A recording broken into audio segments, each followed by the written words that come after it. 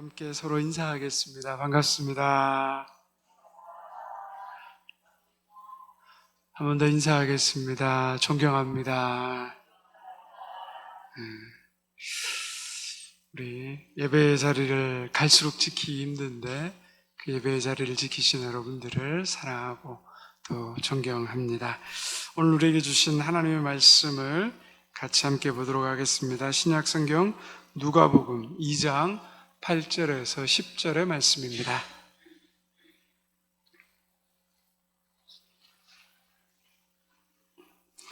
누가복음 2장 8절에서 10절까지의 말씀을 함께 한 목소리로 읽겠습니다. 이 계시의 말씀을 들을 때 살아계신 하나님의 음성을 들을 수 있기 바랍니다. 함께 봉독합니다. 그 지역의 목자들이 밤에 밖에서 자기 양떼를 지키더니 주의 사자가 곁에 서고 주의 영광이 그들을 두루 비추매 크게 무서워하는지라. 천사가 이르되 무서워하지 말라. 보라, 내가 온 백성에게 미칠 기쁨의 좋은 소식을 너희에게 전하노라. 아멘. 우리 성경 목록과 같이 부르고 또 오늘 내용 함께 배우도록 하겠습니다. 마태, 마가, 누가, 요한, 사도행전, 로마서, 고린도, 전후, 갈라디아서, 에베소서, 빌립보, 골로새, 데살로니가, 전후서, 디모데, 전후, 디도서, 빌레몬이, 모리아, 고고, 베드로, 전후, 요한, 1, 2, 3, 유다서, 요한, 계시록, 구약 39권에다 신약 27권으로 성경 66권이라. 자, 우리 지도를 한번 그려보겠습니다. 우리 네 개의 수역이 있죠. 뭐가 있죠? 갈릴리 바다, 요단강, 사해, 지중해. 자, 그리고 지역을 나눴죠. 가운데 중심에 선을 긋고 가로로 2개 그으면 맨 위쪽 지역이 무슨 지역이요? 갈릴리 지역. 가운데가 사마리아 지역. 그 아래가 유대 지역. 유대 요단강 동편이 무슨 지역?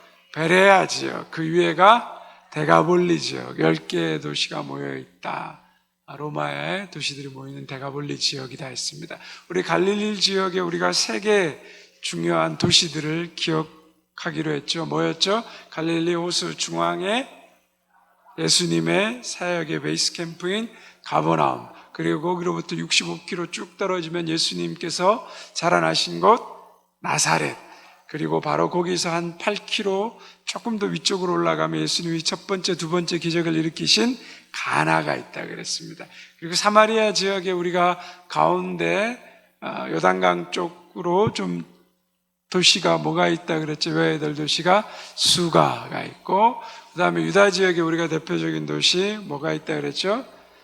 예, 우리 염해, 사해, 우리 왼쪽 지역에 예루살렘, 그 아래에 베들레헴, 이렇게 있다. 그래서 지도를 항상 머릿속에 담으시고 우리가 성경을 함께 보면 좋겠습니다.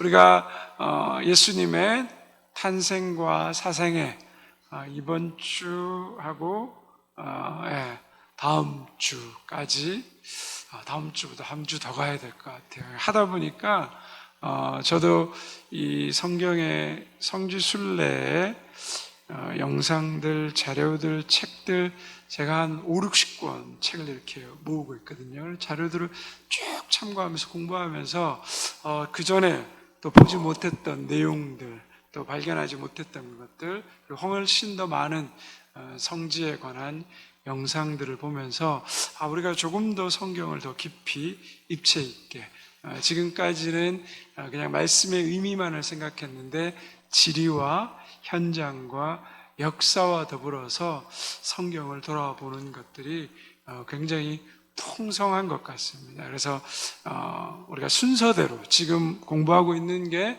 다 순서대로 이루어지고, 이제 예수님의 탄생과 사생애가 지나면 그 다음에 예수님의 공생애를 또 성경에 나와 있는 우리 복음서의 순서대로 나아가면서 조금 하나하나씩, 그리고 거기 있는 현장 또 의미, 그런 것들을 같이 비교해 가면서 계속해서 우리 좀 살펴보도록 하도록 하겠습니다. 그래서 우리 사복음서가 언제 끝날지 모르겠는데, 원래는 한 1년 정도 잡았었는데 더 길게 갈 수도 있고요. 사복음서 끝나면 이제 사도 바울의 그 여행을 중심으로 또 함께 또 신약 성경 전체를 한번 살펴보도록 하겠습니다. 우리가 지난 시간에 마리아의 수태고지를 살펴보았고요. 이 수태고지는 마리아에게만 있는 것이 아니라 요셉에게도 수태고지를 하나님께서 천사를 통하여서 해 주셨습니다. 그죠? 여러분, 교재 마태복음 1장 24절과 25절 말씀 같이 한번 읽어볼까요? 시작.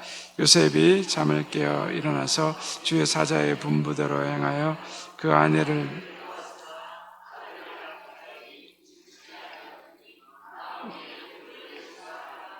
아멘.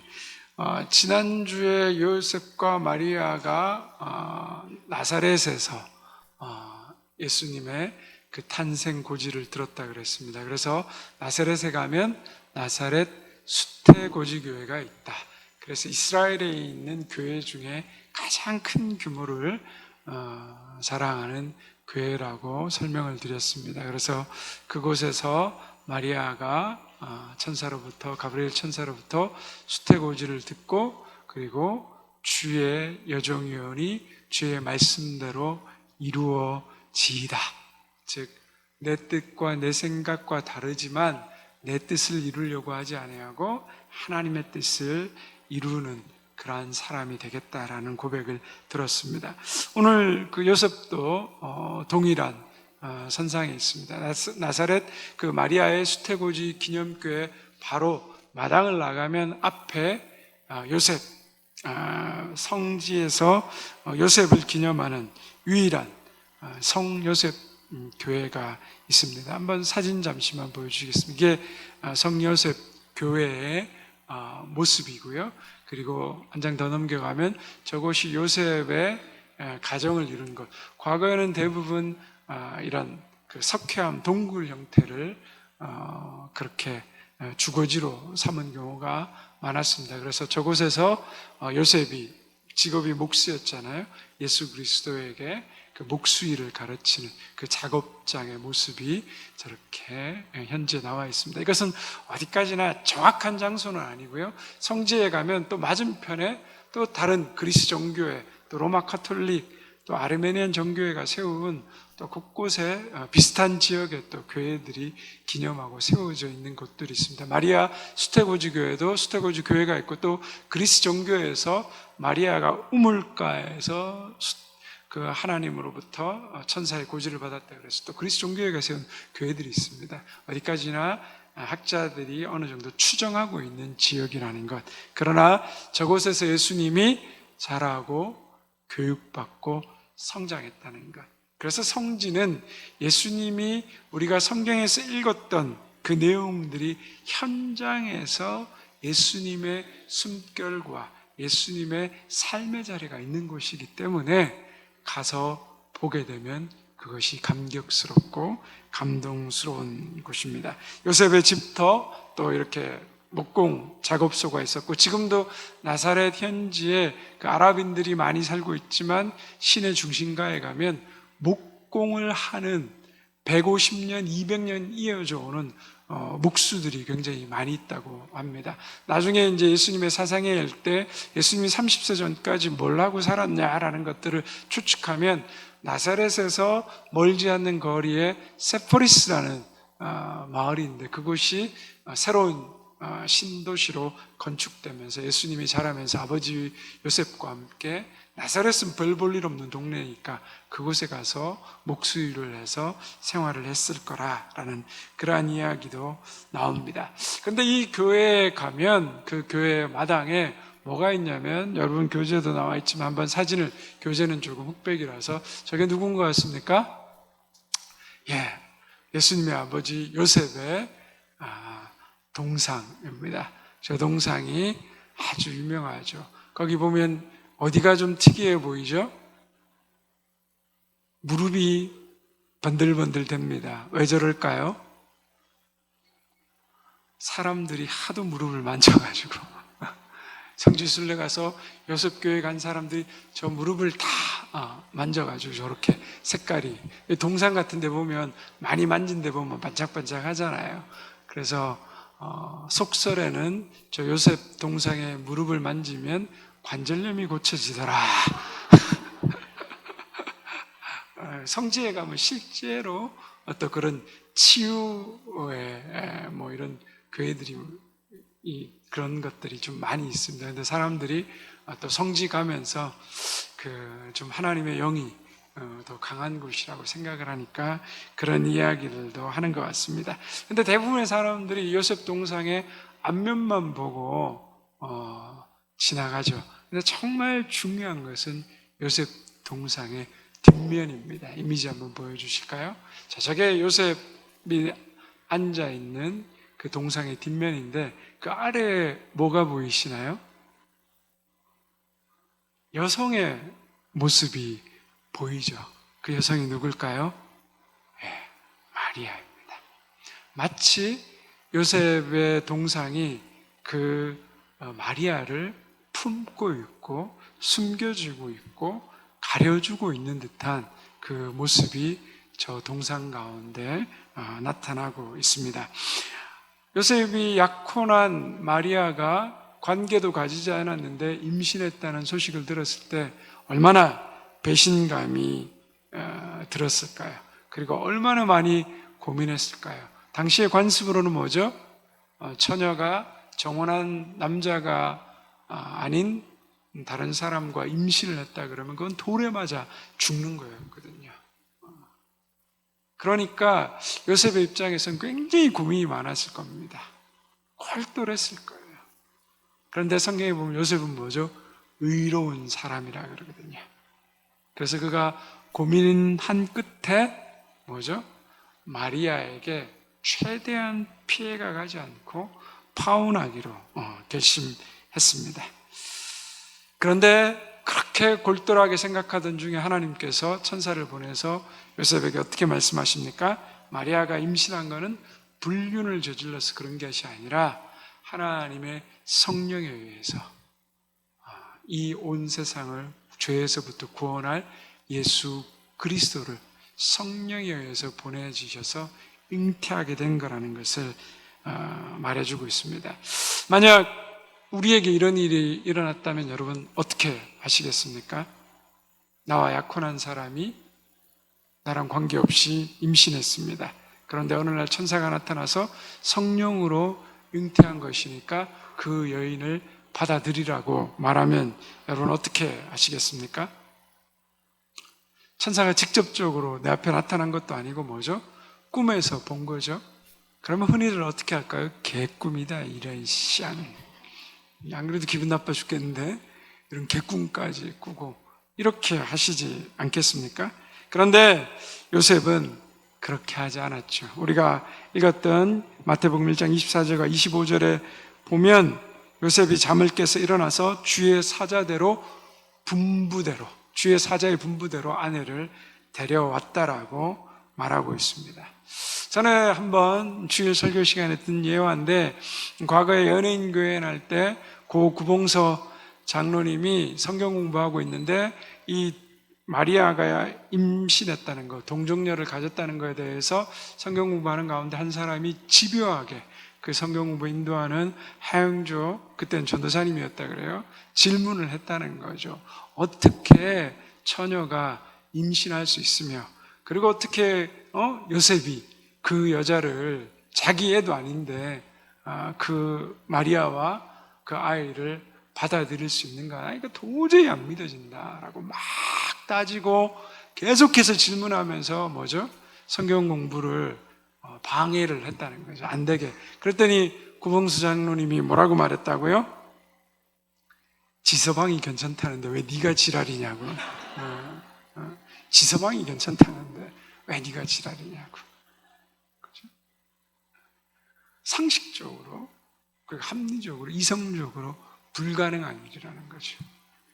요셉, 장본인은 요셉인데 장본인은 요셉이 아닌 사람이 들어도 믿을 수가 없는데 요셉은 뭐죠? 그것을 믿음으로 받아들이고 가정을 이루었다는 겁니다. 즉 예수님의 동정녀 탄생은 마리아의 믿음과 헌신, 그 자기를 내려놓음도 있지만 동시에 또 뭐죠? 요셉의 헌신과 자기를 내려놓음이 있었다는 것, 그것이 중요한 거죠. 그런데 여러분 어떻습니까? 마리아와 요셉의 그 수태고지의 이야기를 보면서 우리는 그런 한번 생각을 해보아야 됩니다. 하나님의 뜻이라면 인간의 어떤 오해도 우리가 감수할 수 있겠는가?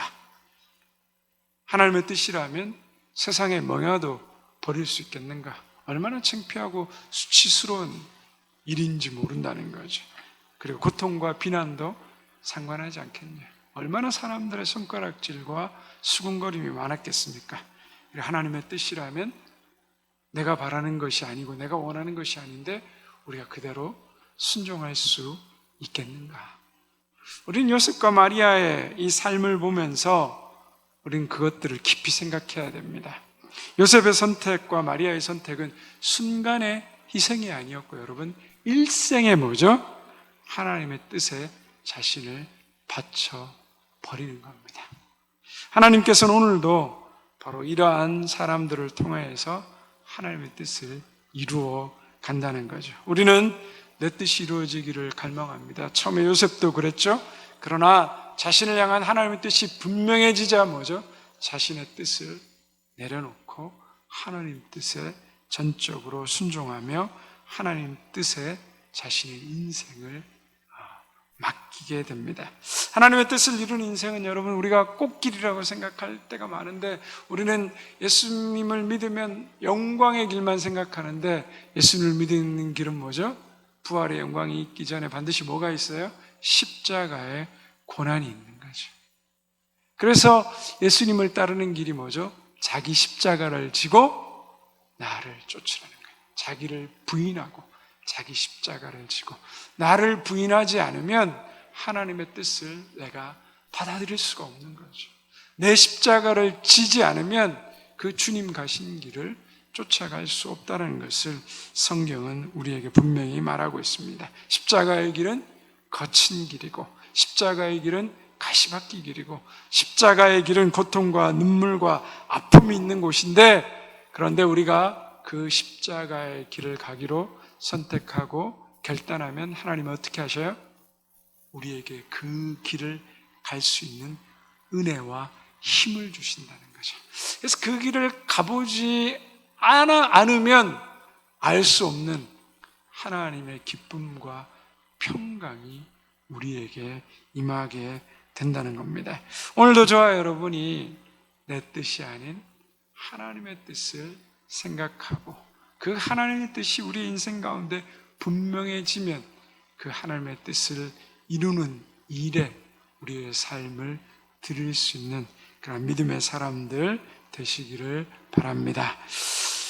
우리 세례요한의 수태고지를 넘어서 이제 두 번째로 보면 세례요한의 탄생의 이야기가 나옵니다. 세례요한 탄생 이야기는 여러분 사복음서 중에 유일하게 누가복음에만 등장하고 있습니다. 그런데 세례요한의 탄생의 이야기가 예수님의 탄생의 이야기와 굉장히 공통된 점이 많습니다.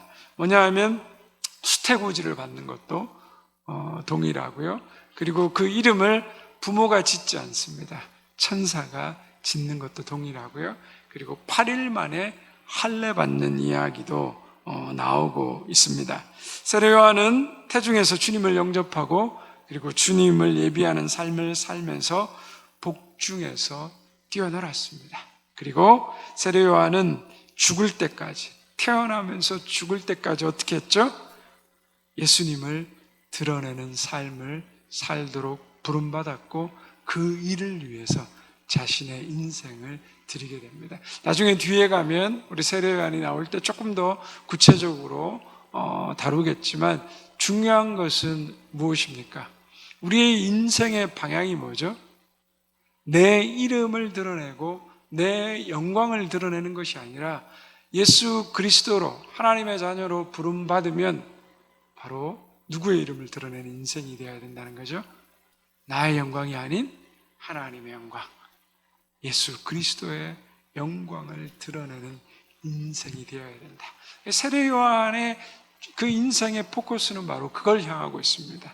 이 바로 태중에서도 복중에서도 그는 예수 그리스도를 기뻐하며 뛰어놀았다는 거죠. 우리의 인생이 나를 드러내는 삶으로 부름받은 것이 아니라 예수 그리스도를 드러내는 삶으로 부름받았다는 사실을 우리 늘 기억하고 살아가야 합니다. 그 다음에 이제 마태복음 1장 24절과 5절, 누가복음 2장 1, 2절에서 예수님의 탄생에 대해서 나옵니다. 우리 누가복음 2장 1, 2절 말씀 같이 한번 읽어볼까요? 시작. 그때 가이사 아구스도가 영을 내려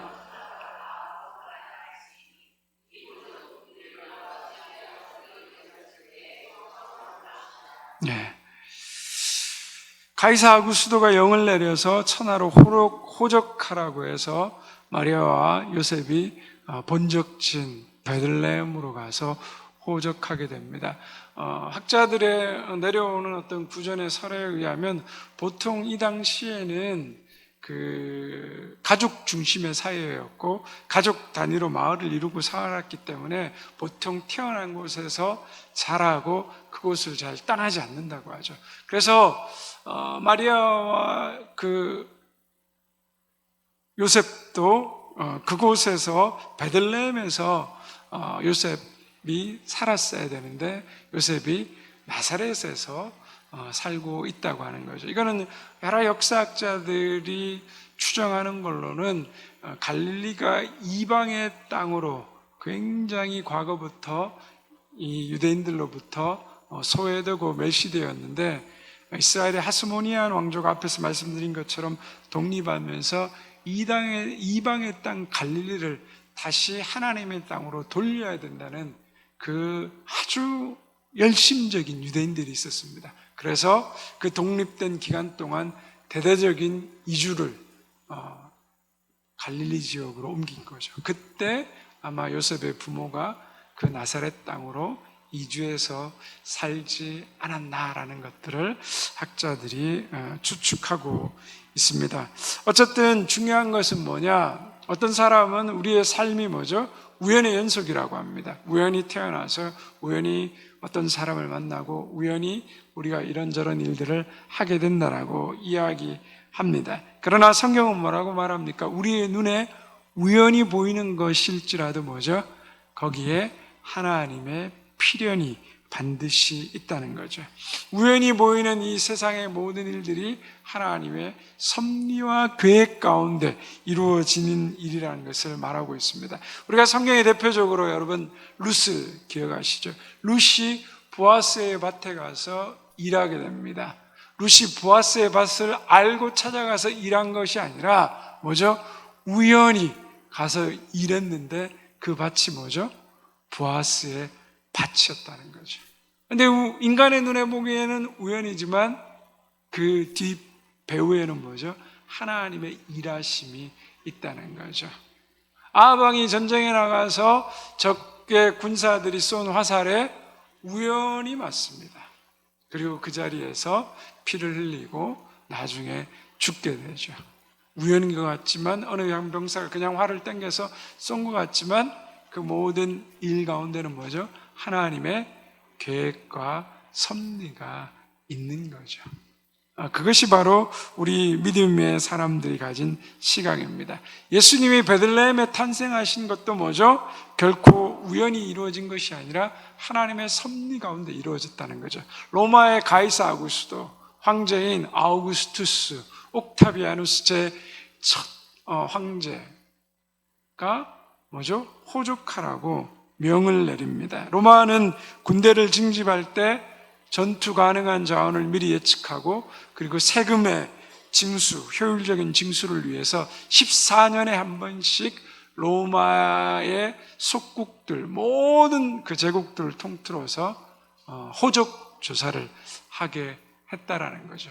호적 조사의 명이 떨어지니까 어떻게 해요? 마리아와 요셉은 그 본적지인 베들레헴으로 찾아갈 수밖에 없는 거죠. 우연인 것처럼 보이지만 어떻습니까? 그 안에 하나님의 섭리가 있는 거죠. 미가서 5장 1절에 오실 메시아가 뭐죠? 베들레헴에서 탄생하리라는 이 말씀을 이루는 과정입니다.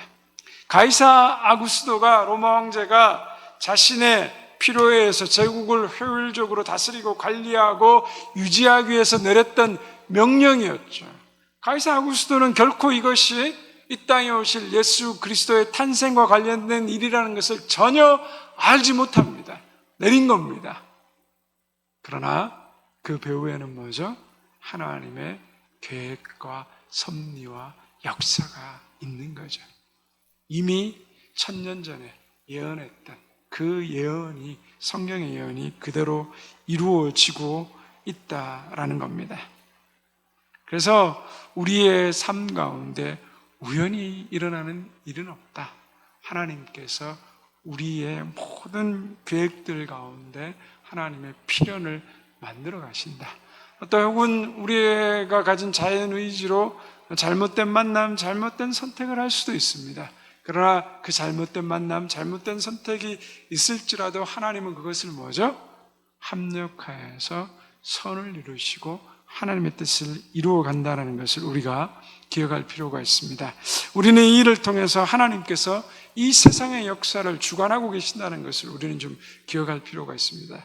지금 여러분 보시는 것처럼 뭐죠? 미국이, 중국이, 러시아가 그 세계 강대국이라는 나라들이 이 세상을 좌지우지하고 그곳의 통치자들이 마치 세상의 왕인 듯한 일들을 행하고 있습니다. 그리고 그들이 일으킨 전쟁과 다툼과 갈등 속에서 수많은 사람들이 죽어가는 안타까운 이 역사의 이 아픈 시대를, 이 전쟁의 참혹함을 우리가 지금 보고 경험하고 있습니다. 그러나 역사를 그들이 명령하고 다스린 것처럼 보일지라도 하나님이 역사를 주관하고 계신다는 사실을 우리는 잊어버리면 안 됩니다. 그래서 우리는 끊임없이 이 땅의 아픈 역사와 아픈 상처와 갈등과 분쟁에 있는 이 현실을 우리는 기도해야 됩니다. 남북이 분단된 현실도 75년이 넘게 이렇게 분단된 이 세상을 우리가 살아가고 있지만 뭐죠? 우리가 끊임없이 기도해야 됩니다. 하나님의 역사를 주관하고 계시기 때문에 우리의 때와 하나님의 때는 다르지만 하나님은 지금도 뭐죠? 일하고 계시다는 거죠. 그래서 세상의 통치자를 두려워하는 것이 아니라 우리는 그 통치자를 주관하고 다스리시는 하나님을 두려워하고 그 하나님 앞에 더욱더 의지하는 믿음을 가져야 된다는 것을 우리가 예수님의 탄생을 통하여서 그 가이사 아구스도의 명령을 통하여서 우리가 좀 생각해 보아야 합니다. 자, 이제 다음으로 천사들의 찬양과 목자들의 경배가 나옵니다. 우리가 읽었던 누가복음 2장 8절에서 10절의 말씀 한번 같이 읽겠습니다. 그 지역의 목자들이 밤에 밖에서 자기 양떼를 지키더니 주의 사자가 곁에 서고 주의 영광이 그들을 두루 비추매 크게 무서워하는지라. 천사가 이르되 무서워하지 말라. 보라, 내가 온 백성에게 미칠 큰 기쁨의 좋은 소식을 너희에게 전하노라. 자, 베들레헴의 양을 들판에서 양을 치던 목자들에게 하나님의 천사가 나타나서 예수님의 탄생의 기쁜 소식을 전합니다. 여러분, 베들레헴이 어디 있죠? 지도가 이제 그려지시나요? 베들레헴, 갈릴리, 사마리아, 유대, 사해 왼쪽 편에 뭐죠? 예루살렘 있고 그 아래 베들레헴. 이제 베들레헴 하면 딱 생각나셔야 되는 거죠. 그런데 왜 하필 베들레헴 들판에 있는 목자들에게 천사들이 이 세상에 영원히 이 세상을 바꿀 수 있는 예수 그리스도의 탄생 소식을 전했을까? 우리는 한번 그걸 좀 생각해 볼 필요가 있습니다. 베들레헴의 그 지명의 뜻이 뭐라고 그랬죠? 빵집이라고 했죠. 벳, 이게 집이고 레헴이 빵이다. 빵집. 즉 베들레헴, 특별히 베들레헴의 동편에는 보통 유대 지역의 쪽은 예수님이 시험 받으시는 광야 지역이 많습니다. 그래서 계곡을 따라 농사 지을 수 있는 곳이 거의 드문데 이 베들레헴 동쪽만큼은 그 들판이 넓게 자리 잡고 있었기 때문에 곡식을 씨앗을 뿌리고 추수를 할 수 있었죠. 그래서 아까도 말씀드린 룻과 보아스가 어디죠? 베들레헴 들판. 이 목자들이 하나님의 천사로부터 수태고지를 받았던 그 들판에서 어쩌면 보아스의 밭이 그 일부분일 수 있다라고 이야기하는 거죠. 그래서 그 지형과 지리는 바뀌지 않으니까 구약 시대 이야기와 신약 시대 이야기가 연결되는 거죠. 그래서 그곳에서 보리와 밀을 주로 재배했습니다. 그런데 이 보리와 밀을 뿌리고 추수하는 시기에는 이 들판에 목자들이 가축을 데리고 들어갈 수 없습니다. 왜 그렇습니까? 곡식을 가축들이 양이나 염소들이나 소나 당나귀들이 먹어버리잖아요. 그래서 철저하게 그걸 막았죠. 근데 추수가 끝나고 나면 어떻습니까? 이제 목자들이 그 들판에서 가축들을 목축할 수 있습니다. 추수하고 남은 곡식들을 가축들이 먹게 되고 그들이 먹은 다음에 그 들판에 배설물을 싸죠. 그럼 그것이 다시 뭐죠? 거름이 되고 비료가 되어서 다음 해 이 농사를 지을 때 풍성한 토양을 갖추게 됩니다. 이 들판에서 가축을 돌보고 있던 목자들에게 메시아가 탄생하였다는 엄청난 소식을 듣게 되는 거죠. 그래서 그럼 왜 이 베들레헴 목자들에게 이 메시아의 탄생 소식이 들려졌을까? 여러 가지 얘기가 있는데 크게 두 가지입니다. 첫 번째 보면 여러분 거기 당시에 뭐라고 되어 있지? 한번 읽어볼까요? 시작. 당시에 목자는 최하층민으로 메시아가 절실히 필요한 사람들이었다. 자, 1세기의 유대 사회에는 계급 사회였습니다. 쭉 대제사장부터 이렇게 계급 사회들로 되어 있는데 가장 밑바닥에 있는 하층민에 속하는 직업이 뭐죠? 세리, 창기, 그리고 그보다 조금 더 비슷하게 못하게 여겨지는 직업이 목자들이었습니다. 왜냐하면 목자들은 항상 뭐죠? 가축과 함께 더러운 곳에서 뒹굽니다. 그러다 보니까 어떤 일이 있습니까? 특별히 유대인에게 중요한 정결례를 못 지켜요.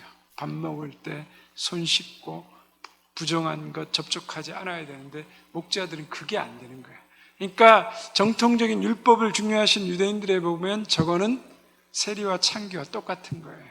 천국에 들어갈 만한 자격이 없는 인간들이라는 거예요. 그리고 24시간 들판에 나와서 양들을 돌보니까 뭐죠?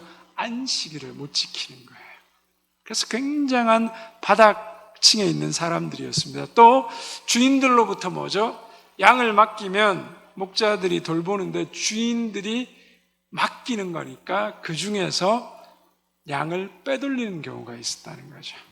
그래서 다른 곳에서 빼돌린 양들을 키우고 그리고 양의 우유와 털들을 파는 경우가 있었다는 거죠. 그래서 당대 목자들과 거래하는 것은 도둑과 거래하는 것과 같다라는 이야기가 공공연히 있을 정도로 그런 목자들, 우리 성경에 나오는 싹군들의 이야기들이 굉장히 많이 있었다는 겁니다.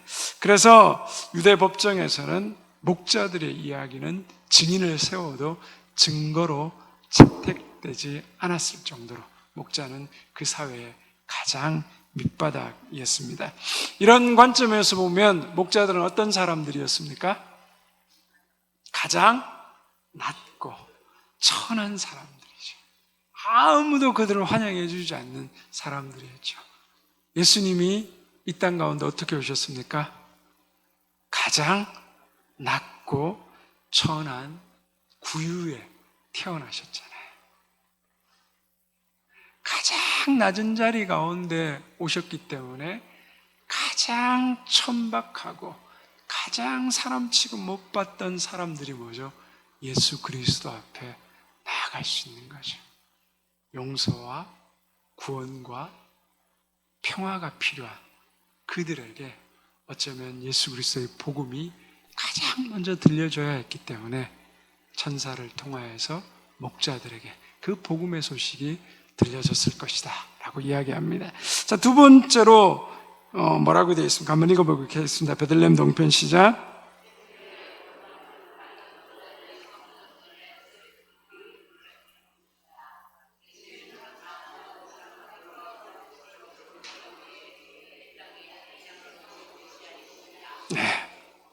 그 베들레헴 동편에 그 목자들이 양을 치는 곳은 예루살렘 성전에서 드리는 희생양을 기르고 방목하는 곳이었다라는 거죠. 이게 굉장히 중요합니다. 예수님이 우리 가운데 뭘로 오셨어요? 세상죄를 지고 가는 하나님의 어린 양으로 오셨다는 거죠. 그래서 목자들에게 뭐죠? 예수님이 이 땅 가운데 탄생하셨다는 소식이 들려졌을 때 목자들이 예수님 앞에 가서 경배하게 되죠. 그 예수님 바로 세상 죄를 지고 가시는 하나님의 어린 양이라는 것, 그것을 목자들이 보고 알았다는 거죠. 장차 이 땅 가운데 오실 그 메시아는 우리의 모든 인류의 죄를 지고 대신 지시는 성전에 하나님 앞에 번제로 드려지는 어린 양처럼 그렇게 드려지실 메시아였다. 그래서 하나님 성전에 드려진 희생양을 키우는 그 목자들로 하여금 인류의 희생양이 되실 예수 그리스도께 경배하는 그 기쁨과 은혜가 주어졌다라는 것을 우리는 기억할 필요가 있습니다. 자, 이렇게만 보시면 잘 안 와닿으시죠? 그래서 우리 들판 목자교회의 영상이 있어서 우리 잠시만 보도록 하겠습니다. 이 예수님 탄생 소식을 처음 듣잖아요. 그래서 목자들의 천막을 형상화한 교회가 이렇게 세워져 있습니다. 예, 그리고 천정은 자연 채광이 들어올 수 있도록 유리로 이렇게 되어 있고. 오, 한 안으로 들어가 보자. 예, 정말 많은 순례객들이 이제 코로나 이후에 이렇게 11월, 12월에 이제 재개된 것을 볼 수 있겠고요. 특히 이제 무엇보다도 이 목자들의 들판 교회는 이 공명이 참 잘 돼요. 그래서 이곳에서 은혜로운 성화 세 점을 감상을 하는데, 먼저 예수님의 탄생 소식을 듣고 정말 기뻐하는 이 목자들의 모습, 정말 2000년 전 베들레헴의 그 목자들의 모습을 이렇게 연상시키고요. 2000년 전 아기 예수님을 맞이하는 목자들, 바로 그 현장입니다. 네, 마치 우리가 2000년 전 예수님의 탄생했던 그 구유에 와 있는 듯한 이 아름다운 성화, 아기 예수님과 마리아, 그 다음에 함께 온 즐거워하는 목자들과 또 한켠에는 이제 이렇게 경배하는 목자들의 모습들을 볼 수가 있고요. 예, 처음 이렇게 이제 예수님의 탄생 소식을 천사 가브리엘에게서 듣는 목자들의 경건한 모습, 하늘에는 영광이요 땅에서는 기뻐함을 입으신 사람들 중에 평화로다. 예, 천사 가브리엘이. 그 다음에 앞에 제단에는 이렇게 예수님을 경배하는 목자들의 다양한 네 목자들의 모습을 각각 이렇게 그려냈습니다. 네, 오늘 우리들의 모습이 아닌가 생각이 듭니다. 이렇게 경배하는 모습. 그리고 이곳에는 꼭 공명을 이용해서 찬양을 드리는데 한번 들어보실까요?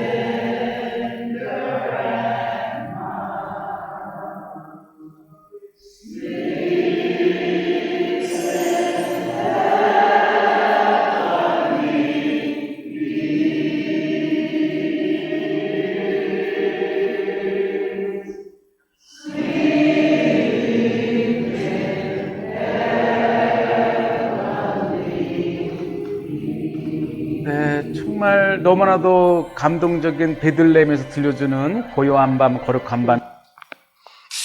네, 우리도 언제 성지순례 꼭 가면 저기에서 예수님 탄생하신 그 기쁨을 함께 찬양하고 노래하면 좋겠습니다. 예수님께서 오신 이 땅의 탄생의 이야기들을 우리가 보면서 요셉의 헌신, 또 목자들을 통한 또 낙과 천한 우리를 위해 이 땅에 오신 역시 죄인인 우리를 또 품으시고 사랑하신 주님, 우리 그 주님을 기억하면서 오늘도 하나님, 내 뜻을 이루는 것이 아니라 하나님의 뜻을 이루는 사람 되게 해주시고, 예수님이 낮고 천한 곳을 위해서 그 사람들을 위해서 이 땅에 오신 것처럼 내 발걸음도 내 삶의 모습도 낮고 천한 자들을 향하여 갈 수 있는 은혜 있게 하여 주시옵소서. 의리란 마음을 가지고 이 시간 같이 함께 기도의 자리로 나아가겠습니다.